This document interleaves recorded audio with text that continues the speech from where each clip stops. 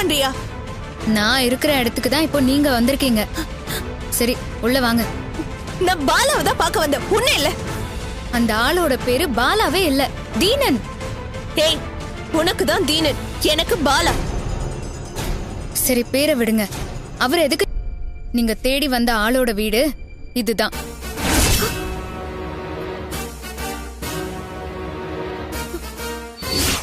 என் அக்கா வீட்ல அந்த ஆள் எப்படி இருப்பான்னு குழப்பமா இருக்குல்ல? ஆபீஸ்லயே அத பத்தி பேசதான் அண்ணி நான் அவ்ளோ முயற்சி பண்ணேன். ஆனா அது நீங்க கேட்க கூட தயாராவே இல்ல. இப்பவாவது உள்ள வந்தீங்கன்னா இத பத்தி நம்ம பொறுமையா பேசலாம். வாங்க.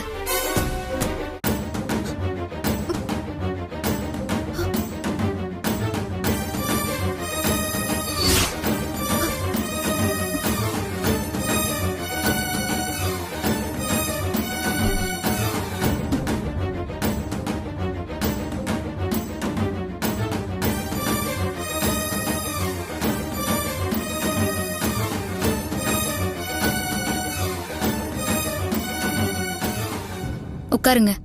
ஏய், இந்த ஃபார்மாலிட்டில எதுக்கு? நேர விஷயத்த சொல்லு.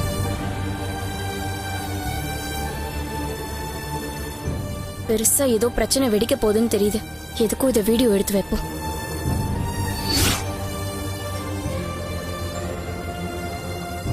நீங்க கல்யாணம் பண்ணிக்கணும்னு துடிக்கிற ஆளு ஒரு பேச்சுலர் இல்ல. அவருக்கு கல்யாணம் ஆகி ஒரு குழந்தையும் இருக்கு. அவங்க கூட தான் இப்போ அவரு வாழ்ந்துட்டு இருக்காரு. சீ, வாய மூடு. என் பாலாவை பத்தி இல்லாதது பொல்லாதது சொல்லி என் மனசு கலைக்க பாக்குறியா? நீ என்ன கதை கட்டினாலும் சரி, நான் அதை நம்ப மாட்டேன். நான் அவரை தான் கல்யாணம் பண்ணிப்பேன். உன்னால தடுக்கவே முடியாது. போதும் நிறுத்துங்க அண்ணி. படிச்சவங்க தானே நீங்க.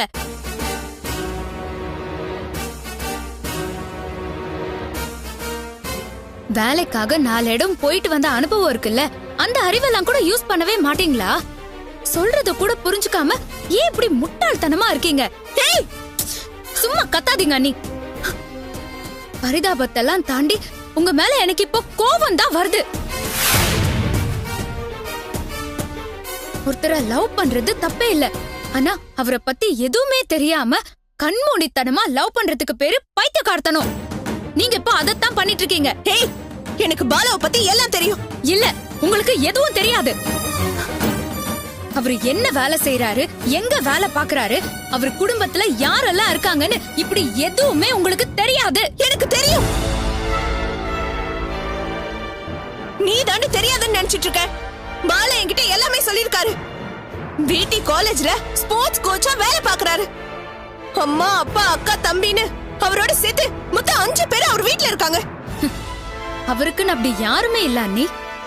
அவருக்குன்னு இருக்கிறது அவரு பொண்டாட்டியும் அவரோட குழந்தையும்.